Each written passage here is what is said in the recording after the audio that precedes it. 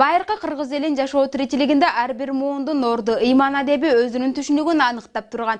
Улууга улуудай, кичүүгө кичүүдөй, тең тушка тең туштай мамиле кылуу асыл када салтта адептүүлүк катары бааланган. Адамдын наркын көркөмдөп турган анын адеп ахлагы. Мына ушундай үлгүлүү адепти алып жүрүүнү каалагандар ар дайым накыл кеп кеңештерге кулак төшөйт эмеспи. Бүгүнкү көрсөтүүбүз өзүнүн адептүүлүгүн жогорулатууну каалагандар үчүн болмокчу. Саламатсыздарбы?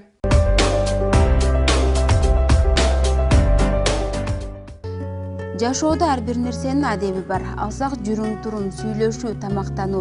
Бул нерселердин жол жоболорун ар бири аракет кылып билүүгө тийиш. Мектеп адамдын адам болуп калыптануусунун негизги түркүгү болгондуктан адеп сабагы өтүлүп келет. Андан окуучуларга эмнелерди үйрөтөт деген сурообузга Жаңыл Тагаева жооп берди. Кургак сөздүн кереги жок. Азырчы баягы китепти окуй эле, анан кийин баягы нотация окуй берген окуучуларга жукпайт. Окуучуларга анын баарын үйрөтүш үчүн өзүң пример болушуң керек. Өзүңдөн башташың керек да баардыгын. Менин окуучуларым мени карап анан кийин түзөнө башташат. Кирип келгенде эле мендей тургула, баскыла деп анан кийин баштайм. Эң биринчи внешний видден баштайм. Сырткы өзүнүн кийинген кебетесинен баштайбыз да. Эмне үчүн муну кийип алдың? Эмне үчүн ушул кийсе болбойт деп ойлойсуң? Мен эмне үчүн болбойт деп атам деп өзүнө берем суроонучу. Анан окуучулар отуруп алып анан кийин чачты жасса эмнеге болбойт, шымды кийсе эмнеге болбойт? Ошонун баардыгын өзлөрү талдап анан кийин алып чыгат. Алым хадис илиминен алдыңкылардан болгон Абдуллах ибн Мубарак адепти эки нерсе менен түшүндүргөн. Адеп бул жүздүн жылмайып турушу, колдон келген жакшылыкты кылуу жана жамандыктан тыюу деп айткан. Дин таануучулардын билдирүүсүндө кыргыз коомчулугу адептүүлүктү башкача түшүнүп бараткандай. Бүгүнкү күндө биз ата-энелер балдарына жакшы тамак ичирип, жакшы оюнчук алып берип, жакшы кийинтирип, элдин баласына өзгөчөлөнтүрүп, кичине бир жерлерге алып барып ойнотуп, ошондой кылып тиги кошунасынын баласынан же болбосо башка балдардан мен балама жакшы карап атам деген сөздү айтышат. Чындыгында эң негизги ички жан дүйнөнүн азыгыны бербей ошол кемчилик болуп калып атат. Мисалы баланы биз исламда ушундай кошунун акысы деген нерсе бар. Бул адептүүлүк, бул дагы мисалы сиз жасаган тамактын жыты менен дегенин тинчине албашыңыз керек. Ошол кембагал болсо ошол жасаган тамактан бериш керек. Же болбосо балаңыздын колуна жакшы бир оюнчук же болбосо жакшы бир тамак аш берип, кошунанын баласыны эме кылбаш керек. Бул дагы адептен болуп эсептелинет. Талим-тарбия маселесине кыргыз эли өтө кылдаттык менен көңүл буруп, улуудан кичүүгө адепти мурас катары өткөрүп келет. Азыркы тапта адептүү абийир табат деген улуу философиялык сөзгө жаштар маани берип, өздөрүнүн жүрүм-турумдарын жакшы жакка өзгөртүп баратканын журналист катары коомго байкоо жүргүзүп жүргөн Бейшенбек Бекешов билдирди. Транспортто көчөдө жүрүп калып атам. Мен көргөн жокмун. Ушул кыргыз балдардын, кыздардын, жаштардын ушул улууларга орун бошотуп бербей койгонун. Сөзсүз тура калып, кандай машине тыгылышып батпай баратса дагы ошол жерде кел деп олтургузуп коюп атышат да. Ал эми 70-чи өткөн кылымдын 70-чи жылдардын аягында мен Москвага барып ошол окуп калдым. Ошондо кары картаңга турсаң, туруп берсең, ошолор рахмат айтпайт экен да. Анан эмнеге эле рахмат айтпайт десе, көрсө кары картаңга эч ким турбайт экен ал жерде. Анан эми мындан 30 жыл илгерки нерсе. Анан тиги эме сен туруп берсең анан кийин рахмат айтпай кеткени себеби машинеден түшө турган киши гана ордунан турат экен да. Ошондуктан саган рахмат айтпайт экен. Анан кийин бизде рахмат айтпаган кары. Адеп деген ушул. Эң биринчи карыялар ошол бата бергенди билиш керек жаштарга. Ошол адептин башы ошол. Жакшы сөз айтканды билиш керек. Айнан көлөкөм, Кудайдын алкышы тийгир, же дагы бир неме тил дегендер ушинтип, Кудайдын батасы тийгир деп тилдейт эле. Ошонун баары адеп. Анан ошолордон анан кийин биздин жаштар мына бүгүн мындан 30 жыл илгери мисалы Россияда кандай болсо, ал андан өлдү да, андан артка кетти да. Эми бизде болсо ошол адеп ахлак кайсы деңгээлде болсо, кандайдыр бир деңгээлде болсо да баары бир сакталып турат. Пайгамбарыбыз Мухаммад Мустафа саллаллаху алейхи ва саллям Аллах Таалага жана мага сүйкүмдүү болгондор адеп ахлагы жакшы адамдар деп айткан. Мындан сырткары акыретте тараза ташында эң оор болгон бул адамдын жакшы кулук мүнөзү экенин да насаат кылган. Дин таануучу Султан Ташматов идеалдуу адептүү болууну каалагандар эң биринчи Аллах Таала менен болгон адепти оңдосо, бардык нерсе өзүнүн нук тартиби менен кетет деп белгилеп кетти.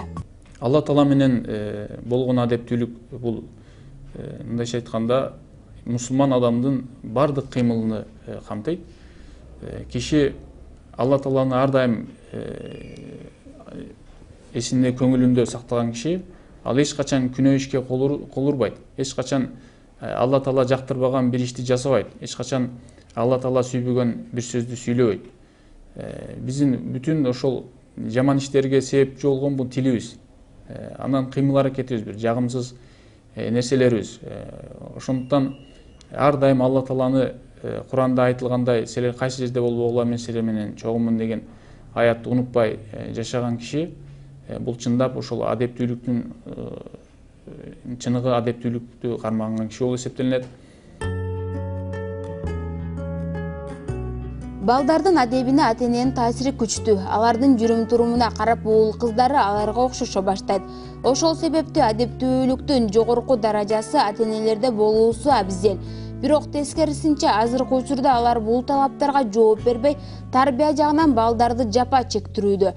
Ошондуктан бирөөгө адеп үйрөтүүдө эң биринчи чоңдор адепке бекем болуш керек деп Жаңыл Жамаловна өз оюн биз менен бөлүштү. Балдарыңардан бир нерсени күтүүдөн мурда балага эмнени коштуңар? Бала үчүн эмнени жасадыңар? Бала үчүн иштеп атабыз дейт. Россияга кеткендер бар, жанагы ар кайсыга кетип калгандар болуп атпайбы? Эми ошолор айлап жылдап келбейт. А бала эмне болуп атат? Ошонун ички дүйнөсүндө эмне кандай болуп атат? Сабагынан начарлап атат, жүрүм туруму бузулуп атат. Анын баарын унутуп калышкан. Бирок бала үчүн кеттик дешет да, ошол боюнча кайрылып келбеген ата-энелер бар. Ошол жерден турмуш куруп алгандары бар. Бул жерде энелердин, аталарынын жалгыз калгандарын, ошонун эмесин көрүп отуруп бала аябагандай жабыркаган балдар бар да. Өзүнө өзү кол салам деген балдар бар. Суицид боюнча да биз анкета жүргүзсөк, ошо мектепте бир 25% бала ошо мен жашагым келбейт. Эмне себебин анан аныктай баштаганда мен ата-энемдин экөөнүн ажырашканын деп ушинтип айтат да. Жакында эле да бир эки кыз үйүнөн качып кетти. Аны сураштыра келгенде ошо ата-энем жарашмайын, келбейм деген ультиматум коюп атат да. Ошондо карап отурсам, ошол ата-эненин баары тең эле жаш ата-энелер да. Ошол жаш ата-энелерге мен дайым айтам. Ушул мектептен дагы бир школа для молодых родителей дегенди ачыш керек го депчи. Анткени ата-эне өзү адепти көпчүлүк учурда сактай албайт. Мен көбүнчө ата-энелер менен ошо жаш родительдер менен аңгеме жүргүзө келгенде ушунчалык деңгээлинин төмөндүгүн көрүп аябагандай бул биздин мамлекеттин немеси деп ойлойм да. Мамлекеттин өзүнчө бир чоң маселеси да. Адепти алып жүрүүчү бул улуу муун. Алардын ар бир кыймыл аракетинде акылмандык байкалып турса, эжени көрүп сиңди өсөт, аганы көрүп ийни өсөт болуп, адептүүлүк муунда муунга сакталып өтө бермек. Тилекке каршы акыл айтуучу карылардын, ага эжелердин азайып, адептүүлүк маселелерине кайдыгер мамиле жасап жаткандыгы Бейшенбек Бекешевди кейитет. Бир ушул жерде, ушул Жаш гвардия проспектисинде бир абышка кемпир бар да. Элдин баары тааныйт. Экөө чыгып алып келип анан ошондой жаман мындай жорук жосын кылып аткан жаштарды урушат, кубалайт. Отургучтун үстүнө чыгып алса ошону урушуп түшүрүшөт ылдый. Анан алар келатканда эле баягы балдардын баардыгы тааныйт экен да, анан кийин даяр болуп турушат да. Эми ошолорго ачыгын айтканда кайра айткан балдарды көргөн жокмун. Баягылар келатканда эле өздөрү эле тыпыйып эле оң болуп туруп атат. Мен деле айт түш деп эле түшүрүп, же болбосо бир жаман нерселерди жасап атса, жекирип аябай тилдеп кетем.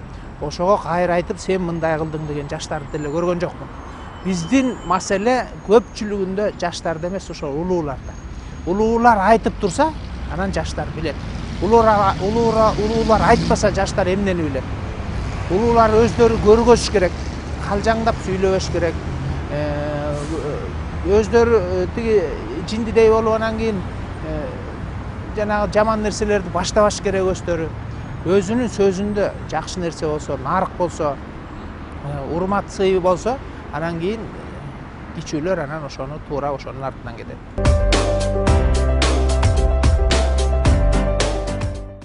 Коомдун коом катары, калктын калк катары сакталышына жана өнүгүүсүнө таяныч тирек болуучу анын таалим тарбиясы жана адеп аклагы болуп эсептелинет. Анткени руханиятсыз адам коому макулуктардын коому деп айтылат эмеспи? Ошондуктан бардык адептерди толуктоо үчүн жиберилген пайгамбарыбыз Мухаммад Мустафа саллаллаху алейхи ва салламдын адебин ар бирибиз ээрчигендерден бололу. Ушуну менен бүгүнкү көрсөтүү соңуна келип жетти. Келерки көрсөтүүгө чейин саламатта калыңыздар.